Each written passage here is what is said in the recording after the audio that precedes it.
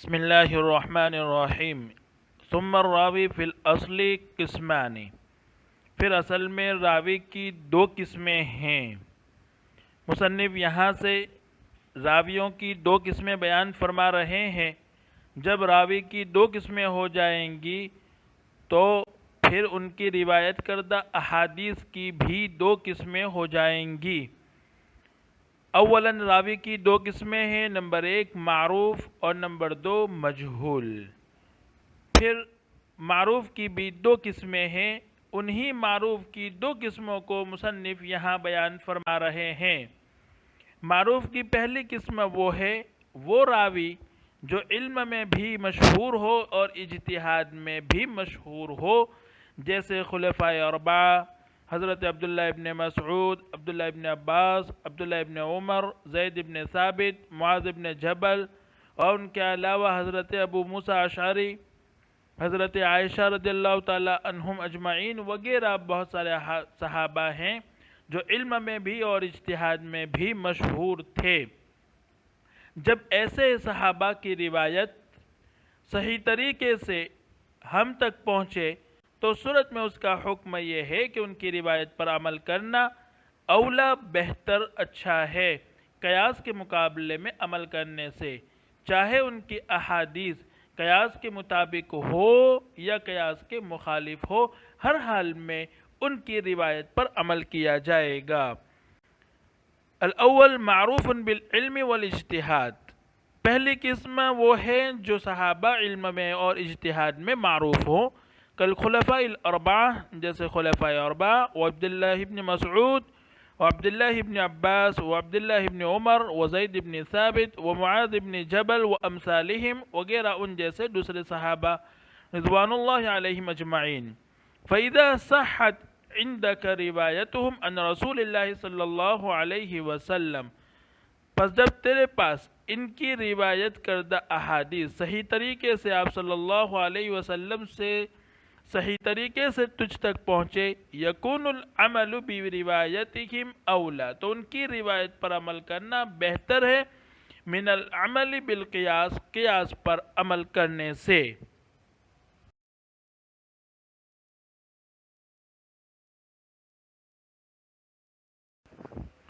وَلِهَذَا روى محمد رحمہ اللہ تعالی، یہاں سے مصنف کچھ مثالیں بیان فرما رہے ہیں کہ جن میں روایت پر عمل کیا گیا ہے اور قیاس کو چھوڑ دیا گیا ہے۔ وَلِهَذَا، اسی وجہ سے کا مطلب یہ ہے کہ جب روایت ایسے راوی سے مروی ہو جو فقہ و اجتہاد میں مشہور اور معروف ہو تو ان کی روایت پر عمل کرنا بہتر اور اولا ہے قیاس کے مقابلے میں، ایسی صورت میں قیاس کو چھوڑ دیا جائے گا۔ امام محمد رحمۃ اللہ علیہ نے روایت بیان کی ہے کہ ایک مرتبہ حضور اکرم صلی اللہ علیہ وسلم نماز پڑھا رہے تھے، صحابہ پیچھے نماز پڑھ رہے تھے، اتنے میں ایک صحابی آئے جن کی نظریں کچھ خراب تھی اور ان کو کچھ کم نظر آ رہا تھا، وہ ایک گھرے میں گر گئے۔ جیسے ان کا گرنا تھا کہ ادھر کچھ صحابہ جو ہے وہ ہنس پڑے۔ نماز مکمل کرنے کے بعد حضور اکرم صلی اللہ علیہ وسلم نے ارشاد فرمایا، من ضحک منکم قہقہۃ فلیعد الوضوء والصلاة جميعا، کہ جو تم میں سے کہا مار کر ہنسا ہے وہ اپنے وضو کا بھی اعادہ کرے اور نماز کا بھی اعادہ کرے۔ یہاں قیاس کا تقاضا یہ ہے کہ وضو نہیں ٹوٹنا چاہیے، جبکہ حضور اکرم صلی اللہ علیہ وسلم کی حدیث یہ بیان کر رہی ہے کہ وضو ٹوٹ گیا، اس وجہ سے آپ نے وضو دوبارہ کرنے کا حکم فرمایا۔ قیاس یہ کہتا ہے کہ یہاں وضو نہیں ٹوٹنا چاہیے، اس لیے کہ وضو ٹوٹتا ہے جب جسم سے کوئی نجاست خارج ہو، نجاست نکلے تو اس صورت میں وضو ٹوٹتا ہے، اور یہاں تو کوئی نجاست نکلی نہیں ہے تو اس صورت میں وضو نہیں ٹوٹنا چاہیے، یہ قیاس کہتا ہے۔ لیکن حدیث بیان کرتی ہے کہ وضو اس کا ٹوٹ گیا، چونکہ اس حدیث کے راوی حضرت ابو موسیٰ اشعری رضی اللہ تعالیٰ عنہ ہے جو فقہ و اجتہاد میں مشہور اور معروف ہیں، اس وجہ سے قیاس کو چھوڑ دیا گیا اور روایت پر عمل کیا گیا۔ وَلِهَذَا روى محمد رحمہ اللہ تعالی، اسی وجہ سے امام محمد رحمۃ اللہ علیہ نے روایت کی ہے، حدیث الاعرابی اعرابی کی حدیث الذی کان فی عینہ سوء، جن کی آنکھ میں کچھ بیماری تھی، فی مسألۃ القہقہۃ، قہقہا والے مسئلے میں، وترک القیاس بہ، اور انہوں نے قیاس کو چھوڑ دیا ہے۔ دوسری مثال آگے مصنف بیان فرما رہے ہیں روایت پر عمل کرنے کی اور قیاس کے چھوڑنے کی۔ مسئلہ ہے عورتوں کے محاذات کا، کہ جب مرد نماز پڑھ رہا ہو اور وہی نماز عورت پڑھنے لگے اور مرد کے بازو میں آ کر کھڑی ہو جائے اور وہ عورت بالغہ ہو، مشتہات ہو، تو اس صورت میں مرد کی نماز فاسد ہو جاتی ہے۔ اسی طرح اگر عورت نماز پڑھ رہی ہو، اس کے بازو میں جا کر وہی نماز مرد پڑھنے لگے، تو اس صورت میں بھی مرد کی نماز فاسد ہو جاتی ہے اور عورت کی نماز کو کچھ نہیں ہوتا ہے، عورت کی نماز فاسد نہیں ہوتی ہے۔ اس صورت میں حضور اکرم صلی اللہ علیہ وسلم کی حدیث ہے اخرہن من حیث اخرہن اللہ، کہ ان کو مؤخر کرو جیسا کہ اللہ رب العزت نے پیدا کرنے میں بھی ان کو مؤخر کیا ہے، یعنی پہلے مرد کو پیدا کیا ہے، بعد میں عورت کو پیدا کیا۔ تو پہلے نماز میں مرد ہونا چاہیے آگے، اور ان کے پیچھے جو ہیں عورتیں ہونی چاہیے۔ جب اگر عورت مرد کے ساتھ آ کر ایک صف میں کھڑی ہو جائے گی تو اس صورت میں مرد کی نماز فاسد ہوگی۔ صرف نماز مرد کی فاسد ہوگی، وجہ اس کی یہ ہے کہ مردوں کو حکم ہے ان کو پیچھے کرنے کا، اور وہ اس حکم پر عمل نہیں کر رہا ہے، اس وجہ سے اس کی نماز فاسد ہو رہی ہے۔ یہاں قیاس کا تقاضا یہ ہے کہ نماز اس کی فاسد نہیں ہونی چاہیے۔ وجہ اس کی یہ ہے کہ نماز اس وقت فاسد ہوتی ہے جب نماز میں کوئی ایسا کام کیا جائے جو نماز کے منافی ہو، اور یہاں عورت کا مرد کے ساتھ کھڑے ہو جانا کوئی ایسا عمل نہیں ہے جو نماز کے منافی ہو، تو قیاس یہ کہتا ہے کہ نماز اس کی فاسد نہیں ہونی چاہیے، لیکن چونکہ حدیث کہہ رہی ہے کہ اس کی نماز فاسد ہو جائے گی، اور اس حدیث کو بیان کرنے والے، روایت کرنے والے صحابی ہیں حضرت عبداللہ ابن مسعود رضی اللہ تعالیٰ عنہ، جو علم میں، اجتہاد اور فقہ میں مشہور اور معروف ہیں، اس وجہ سے ان کی حدیث پر عمل کیا جائے گا اور قیاس کو چھوڑ دیا جائے گا۔ اسی کو مصنف نے فرمایا وَرَوَى حدیث تاخیر النساء فی مسئلۃ المحاذات، امام محمد رحمۃ اللہ علیہ نے عورتوں کو مؤخر کرنے والی حدیث مسئلہ محاذات میں اس کو بیان کیا ہے، وَتَرَكَ الْقِيَاسِ، اور قیاس کو چھوڑ دیا ہے۔ یہ دوسری مثال تھی۔ آگے تیسری مثال مصنف بیان فرما رہے ہیں۔ حضرت عائشہ رضی اللہ تعالی عنہا کی روایت ہے کہ آپ صلی اللہ علیہ وسلم نے فرمایا من قاء او رعف فی صلاۃ، کہ جو شخص کہہ کرے یا اس کی نکسیر پھوٹ پڑے، ناک سے خون بہنے لگے نماز میں، فلینصرف، تو وہ لوٹ جائے، ولیتوضا، اور وضو کرے، ولیبنی علی صلاتہ، اور اپنی نماز کو مکمل کرے، ما لم یتکلم، جب تک کہ اس نے بات نہ کی ہو۔ حدیث سے پتہ چل رہا ہے کہ جو آدمی کیا کرے گا اس کا وضو ٹوٹ جائے گا، اسی وجہ سے اس کو وضو کرنے کا حکم دیا گیا ہے، جبکہ قیاس کا تقاضا یہ ہے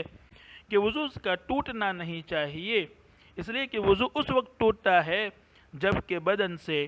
کوئی نجاست نکلی ہو، اور کہ جو ہے وہ معدے کے اوپر والے حصے سے آتی ہے تو اور وہ نجس نہیں ہوتی ہے، تو اس صورت میں وضو نہیں ٹوٹنا چاہیے۔ لیکن چونکہ یہ حدیث ہے اور حدیث کو روایت کرنے والی حضرت عائشہ رضی اللہ تعالیٰ عنہا ہے، اور وہ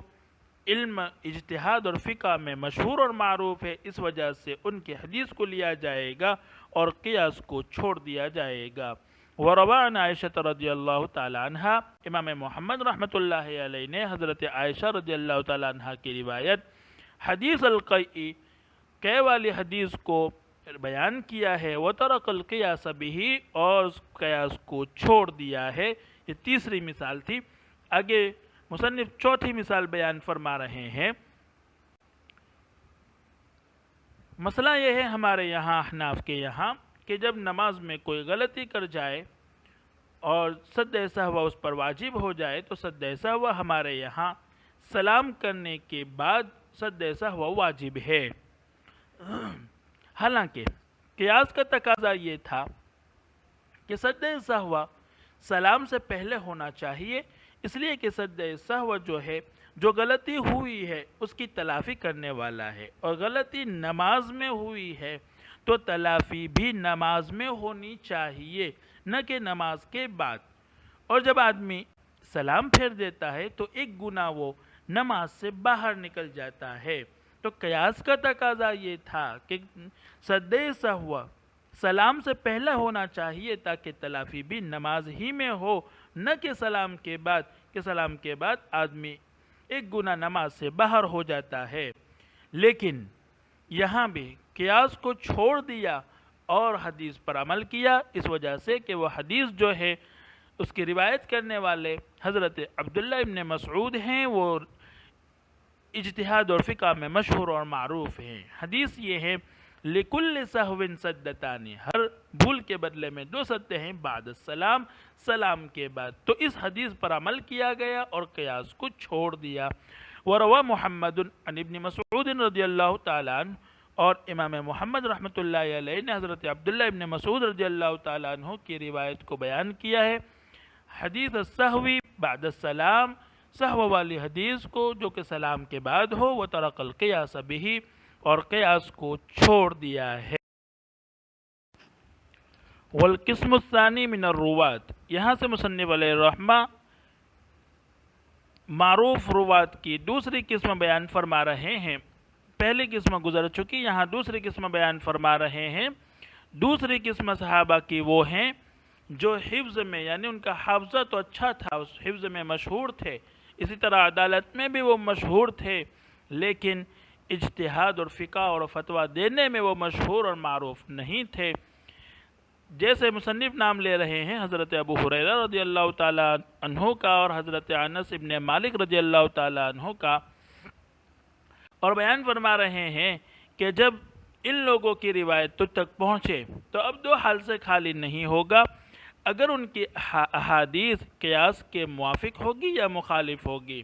اگر وہ قیاس کے موافق ہے تو پھر تو اس صورت میں ہر حال میں اس حدیث پر عمل کرنا لازم ہے، اور اگر وہ حدیث قیاس کے مخالف ہے تو اس صورت میں قیاس پر عمل کرنا بہتر اور اولا ہوگا اور ان کے احادیث کو چھوڑ دیا جائے گا۔ وجہ اس کی یہ ہے کہ ممکن ہے کہ جو صحابہ فقہ اور اجتہاد میں مشہور نہیں ہے اور فتویٰ دینے میں وہ دسترس نہیں رکھتے ہیں، تو ممکن ہے کہ انہوں نے حضور اکرم صلی اللہ علیہ وسلم کی کوئی حدیث سنی ہو اور سمجھے نہ ہو اور اس کو بالمعنی روایت کر دیا ہو، یعنی الفاظ حضور کی روایت نہ کیے ہوں بلکہ معنی کے اعتبار سے کچھ اور سمجھ کر کچھ اور معنی کے ساتھ اس کو روایت کر دیا ہو، اور یہ بالمعنی روایت کرنا صحابہ میں عام تھا، صحابہ اس طرح روایت کو بیان کرتے تھے، تو ممکن ہے انہوں نے بھی کچھ اور سمجھ کر بالمعنی کچھ اور، حضور کا فرمانے کا مقصد کچھ اور ہو اور انہوں نے روایت کچھ اور کر دیا ہو، تو اس صورت میں قیاس پر عمل کرنا بہتر ہوگا، ان کے احادیث کو چھوڑ دیا جائے گا۔ اسی کو مصنف نے فرمایا والقسم الثانی من الروات، اور روات کی دوسری قسم ہم المعروفون بالحفظ، وہ ہیں جو حفظ میں تو معروف اور مشہور ہوں، والعدالتی، اور عدالت میں بھی معروف ہوں، دون الاجتہاد والفتوہ، اجتہاد اور فتوہ میں وہ معروف نہ ہو، کابی ہریرہ رضی اللہ تعالیٰ عنہ وانس ابن مالک رضی اللہ تعالیٰ عنہ، جیسے حضرت ابو ہریرہ رضی اللہ تعالیٰ عنہ اور حضرت انس ابن مالک رضی اللہ تعالیٰ عنہ۔ فَإِذَا صَحَّتْ رِوَایَةُ مِثْلِهِمَا، جب ان جیسے صحابہ کی روایت عندک تیرے پاس پہنچے، فَإِنْ وَافَقَ الْخَبَرُ الْقِيَاسِ، اگر خبر قیاس کے موافق ہو، فَلَا خِفَاءَ فِي لُزُومِ الْعَمَلِ بِهِ، تو اس پر عمل کے لازم ہونے میں کوئی خفا نہیں ہے، اس پر عمل کیا جائے گا۔ وَإِنْ خَالَفَهُ، اور وہ اگر حدیث قیاس کے مخالف ہو، كَانَ الْعَمَلُ بِالْقِيَاسِ أَوْلَى، تو پھر قیاس پر عمل کرنا بہتر اور اولا ہوگا۔ مثالہ ما روا ابو ہریرہ رضی اللہ تعالی عنہ، مثالہ اس کی مثال یعنی جب راوی غیر فقیہ ہو اور وہ معروف بالاجتہاد اور معروف بالفقہ نہ ہو، تو پھر اس کی روایت کے مقابلے میں جبکہ اس کی روایت قیاس کے خلاف ہو تو قیاس پر عمل کرنا بہتر ہے ان کی خبر واحد پر عمل کرنے سے۔ اس کی مثال مصنف بیان فرما رہے ہیں۔ حضرت ابو ہریرہ رضی اللہ تعالیٰ عنہ کی روایت ہے کہ حضرت ابو ہریرہ رضی اللہ تعالیٰ عنہ نے فرمایا الوضوء مما مستہ النار، کہ وضو کیا جائے گا ایسی چیز کے کھانے سے جس کو آگ نے چھوا ہو۔ یہ حدیث ہے جس کو حضرت ابو ہریرہ رضی اللہ تعالیٰ عنہ نے روایت فرمائی کہ وضو کیا جائے گا ایسی چیز کے کھانے سے جو آگ پر پکی ہوئی ہو۔ تو اس حدیث کے مطابق اگر کوئی آدمی روٹی کھاتا ہے یا چائے پیتا ہے تو اس کو وضو کرنا ضروری ہوگا۔ یہ حدیث حضرت ابن عباس رضی اللہ تعالیٰ عنہ نے سنی تو انہوں نے حضرت ابو ہریرہ رضی اللہ تعالیٰ عنہ سے سوال فرمایا کہ تمہارا کیا خیال ہے، آپ بتلائیے کہ اگر آپ گرم پانی سے وضو کرتے ہیں تو کیا گرم پانی سے وضو کرنے کے بعد آپ ٹھنڈے پانی سے دوسری مرتبہ وضو کریں گے؟ اس سوال پر حضرت ابو ہریرہ رضی اللہ تعالیٰ عنہ خاموش ہو گئے، انہوں نے کوئی جواب نہیں دیا۔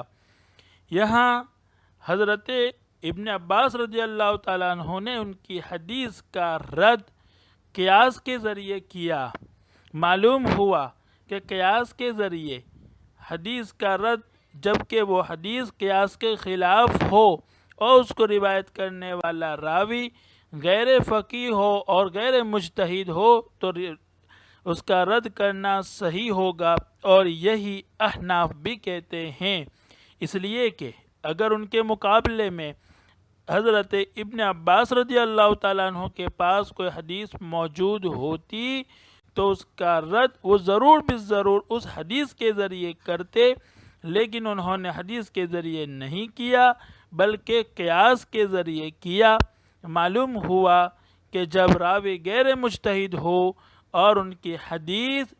قیاس کے خلاف ہو تو پھر قیاس پر عمل کرنا بہتر ہے ان کی خبر واحد پر عمل کرنے سے۔ مثالہ، اس کی مثال ما روا ابو ہریرہ رضی اللہ تعالیٰ عنہ، جو روایت امام ابو ہریرہ رضی اللہ تعالیٰ عنہ نے کی ہے، الوضوء مما مستہ النار، کہ وضو ان چیزوں کی وجہ سے واجب ہو جاتا ہے جس کو آگ نے چھوا ہو۔ فقال له ابن عباس رضی اللہ تعالیٰ عنہما، حضرت ابن عباس رضی اللہ تعالیٰ عنہما نے ان سے سوال کیا، ارأیت، اب بتلائیے، لو توضأت بماء سخین، کہ اگر آپ گرم پانی سے وضو کریں، اکنت تتوضأ منہ، تو کیا پھر آپ اس کے بعد دوسری مرتبہ وضو کریں گے؟ فسکت، تو وہ خاموش ہو گئے۔ وَإِنَّمَا رَدَّهُ بِالْقِيَاسِ، حضرت عبداللہ ابن عباس رضی اللہ تعالیٰ عنہ نے ان کا رد قیاس کے ذریعے کیا، اذ لو کان عنده خبر، اس لیے کہ اگر ان کے پاس کوئی خبر موجود ہوتی، کوئی حدیث موجود ہوتی، لرواہ، تو وہ ضرور بالضرور اس حدیث کو ذکر فرماتے۔ آگے مصنف اس کی دوسری مثال بیان فرما رہے ہیں، اس کی یعنی جب راوی غیر فقیہ اور غیر مجتہد ہو اور ان کی روایت قیاس کے خلاف ہو تو پھر اس صورت میں روایت کو چھوڑ دیا جائے گا اور قیاس پر عمل کیا جائے گا۔ اس کی دوسری مثال مصنف بیان فرما رہے ہیں۔ دوسری روایت بھی حضرت ابو ہریرہ رضی اللہ تعالیٰ عنہ سے ہے، اور مسئلہ مسرات جس کو کہا جاتا ہے کہ آپ صلی اللہ علیہ وسلم نے تصریہ سے منع فرمایا۔ تصریہ کا مطلب یہ ہے کہ آدمی اپنے جانوروں کے تھن میں دودھ روکے رکھے پھر اس کو بیچ دے تو مشتری اسے دھوکے میں پڑ جائے گا، اس لیے کہ اس نے روکے رکھا ہے۔ تو جب وہ دودھ دوہے گا اور دودھ نکالے گا تو پہلی مرتبہ زیادہ نکلے گا تو وہ یہ سمجھے گا کہ یہ جانور زیادہ دودھ دینے والا ہے اور اس کو خرید لے گا، اور اس کو خریدنے کے بعد جب بعد میں 2-4 دن کے بعد دیکھے گا تو اس کا دودھ کم ہو جائے گا۔ تو آپ نے تصریہ سے منع فرمایا، لیکن اس کے باوجود بھی اگر کوئی آدمی اس طرح تصریہ کرے یعنی دودھ کو روکے رکھے اور اس کے بعد کوئی آدمی خریدے تو آپ نے اس کو 2 اختیار دیے ہیں۔ پہلا اختیار تو اس کو یہ دیا کہ اگر وہ اس سے خوش ہو تو اس کو دہتا رہے اور اس کے اپنے پاس روکے رکھے، اور دوسرا اختیار اس کو وہ دیا کہ اگر وہ اس کو پسند نہیں ہے تو اس کو رد کر دے، اور رد کرنے کے ساتھ ساتھ 1 سا کھجور بھی اس کو اس دودھ کے مقابلے میں دینا پڑے گا جو اس نے اپنے یہاں دوہا ہے۔ یہ روایت ہے حضور اکرم صلی اللہ علیہ وسلم سے، جبکہ امام صاحب کا مسلک یہ ہے، امام ابو حنیفہ رحمۃ اللہ علیہ کا، کہ امام صاحب فرماتے ہیں کہ اگر اس طرح کسی نے دودھ اپنے جانور کے تھنوں میں روکے رکھا اور اس کے بعد اس نے خرید لیا، اور خریدنے کے بعد دیکھا کہ وہ جانور تو کم دودھ دینے والا ہے، تو اس صورت میں اس کو اختیار نہیں مل سکتا، بلکہ اب اس کو اپنے پاس ہی روکے رکھنا ہوگا، اس لیے کہ وہ فرماتے ہیں کہ بے مبی کی سلامتی کا تقاضا کرتا ہے، بے یہ چاہتی ہے کہ مبی صحیح سالم ہو، اور دودھ کا کم ہونا وہ سلامتی کو مانے نہیں ہے کہ دودھ کے کم ہونے کی وجہ سے وہ سلامتی فوت نہیں ہوتی ہے، بلکہ جانور تو صحیح سالم موجود ہے، اس لیے کہ یہاں مبی تو جانور ہے، دودھ نہیں ہے، اور دودھ تو اس کا ثمرہ ہے۔ ہاں البتہ امام صاحب یہ فرماتے ہیں کہ اپنے پاس جا کر جب وہ دیکھے گا کہ اس کا دودھ کم ہے تو اس کمی کے بدلے میں، اس نقص کے بدلے میں وہ بائع سے کچھ قیمت واپس لینا چاہے تو لے سکتا ہے۔ یہ امام صاحب کا مسلک ہے، جبکہ اس سے پہلے والی حدیث جو گزری یہ امام صاحب کا مسلک اس حدیث کے خلاف ہے، کہ حدیث میں تو اس کو رد کرنے کا، اس کو واپس کرنے کا اختیار دیا گیا اور ساتھ میں 1 سا کھجور دینے کا حکم ہے، جبکہ امام صاحب تو واپس کرنے سے ہی منع فرما رہے ہیں، تو ان کا یہ مسلک اس روایت کے خلاف ہے۔ تو جواب وہی ہوگا کہ جب راوی غیر مجتہد اور غیر فقیہ ہو، اور یہ روایت بھی حضرت ابو ہریرہ رضی اللہ تعالیٰ عنہ سے ہے، اور وہ غیر مجتہد ہے جیسا کہ مصنف فرما رہے ہیں، اور ان کی حدیث جو ہے وہ قیاس کے خلاف ہے۔ قیاس کے خلاف ہونے کی وجہ یہ ہے کہ جو اس میں دودھ کے بدلے میں 1 سا کھجور دینے کے لیے جو کہا جا رہا ہے، جبکہ اگر کوئی چیز ہلاک ہو جائے تو ہلاک شدہ چیز کے بدلے میں دیکھا جائے گا کہ وہ ہلاک شدہ چیز مثل اس ذوات الامثال میں سے ہے، یعنی اس کا مثل دوسرا موجود ہے یا دوسرا موجود نہیں ہے۔ اگر وہ چیز ایسی ہے جو ذوات الامثال میں سے ہے تو اس صورت میں اس کا مثل واجب ہوتا ہے اور اس کو مثل صوری کہا جاتا ہے، اور اگر وہ چیز ایسی ہے جو ذوات الامثال میں سے نہیں ہے، یعنی اس کا مثل موجود نہیں ہے، تو ایسی صورت میں اس کی قیمت واجب ہوتی ہے، اس کا قیمت دینا ضروری ہوتا ہے اور اس کو مثل معنوی قرار دیا جاتا ہے۔ یہاں حدیث میں جو 1 سا کھجور دینے کے لیے جو کہا جا رہا ہے، دودھ کے بدلے میں جو مشتری نے نکالا ہے، تو یہ کھجور دودھ کا نہ مثل صوری ہے اور نہ مثل معنوی ہے، اس وجہ سے یہ حدیث قیاس کے خلاف ہوئی، اور یہ حدیث قیاس کے خلاف ہے۔ اس کو روایت کرنے والے راوی غیر مجتہد اور غیر فقیہ ہے، اس لیے قیاس پر عمل کرنا اولا اور بہتر ہوگا ان کی روایت پر عمل کرنے کے مقابلے میں، یہ مصنف فرما رہے ہیں، اور یہ مصنف کی عبارت کا خلاصہ ہے۔ لیکن جہاں تک مسئلہ حضرت ابو ہریرہ رضی اللہ تعالیٰ عنہ کو غیر فقیہ اور غیر مجتہد کہنا، جیسا کہ مصنف فرما رہے ہیں، صحیح نہیں ہے، اور وجہ اس کی یہ ہے کہ اس حضرت ابو ہریرہ رضی اللہ تعالیٰ عنہ صحابہ کے دور میں بھی فتوے دیا کرتے تھے، اور احناف نے بھی ان کو فقیہ اور مجتہد قرار دیا ہے، اس لیے ان کو غیر مجتہد اور غیر فقیہ کہنا صحیح نہیں ہوا۔ تو پھر اب سوال یہ ہوگا کہ جب وہ غیر مجتہد نہیں بلکہ وہ مجتہد ہیں اور وہ فقیہ ہیں، تو پھر ان کے حدیث کو رد کیوں کیا گیا اور قیاس پر عمل کیوں کیا گیا؟ تو اس کے جوابات دیے گئے ہیں کہ یہ حدیث مسرات پر جو عمل نہیں کیا جا رہا ہے، اول تو اس وجہ سے کہ اس کے متن میں اختلاف ہے، اس کے متن کئی طرح سے روایت کیا گیا ہے۔ دوسری وجہ اس کی یہ ہے کہ یہ حدیث قرآن کے بھی خلاف ہے اور حدیث مشہورہ کے بھی خلاف ہے اور اجماع کے بھی خلاف ہے، اس وجہ سے اس حدیث پر عمل نہیں کیا جا رہا ہے۔ اور اس وجہ سے نہیں عمل کیا جا رہا ہے کہ حضرت ابو ہریرہ غیر مجتہد ہے، نہیں، اس وجہ سے نہیں، بلکہ جو وجہ ذکر کی گئی اس وجہ سے حدیث مسرات کو چھوڑا جا رہا ہے، اور حضرت ابو ہریرہ رضی اللہ تعالیٰ عنہ مجتہد اور فقیہ ہیں۔ اور اوپر جو حضرت ابو ہریرہ رضی اللہ تعالیٰ عنہ کی حدیث گزری کہ انہوں نے فرمایا کہ وضو ان چیزوں کی وجہ سے ہوگا جس کو آگ نے چھوا ہو، تو یہ حدیث بھی اس وجہ سے نہیں چھوڑی گئی کہ حضرت ابو ہریرہ رضی اللہ تعالیٰ عنہ غیر فقیہ اور غیر مجتہد ہیں، بلکہ اس وجہ سے چھوڑی گئی کہ صحابہ کے اول دور میں تو لوگ اس کے قائل تھے کہ وضو کیا جائے گا ان چیزوں کے کھانے کی وجہ سے جن کو آگ نے پکایا ہو۔ بعد میں صحابہ کے آخر دور میں اس بات پر اجماع ہو گیا تھا کہ نہیں، ایسی چیزوں سے جس کو آگ نے چھوا ہو کھانے سے وضو نہیں ٹوٹتا ہے، اس پر اجماع ہو گیا تھا۔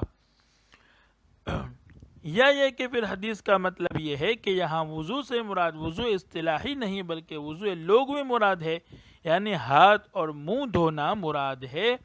اس وجہ سے اس حدیث کو چھوڑا گیا، اور اس وجہ سے نہیں چھوڑی گئی اس حدیث کو کہ حضرت ابو ہریرہ غیر مجتہد اور غیر فقیہ ہے، جیسا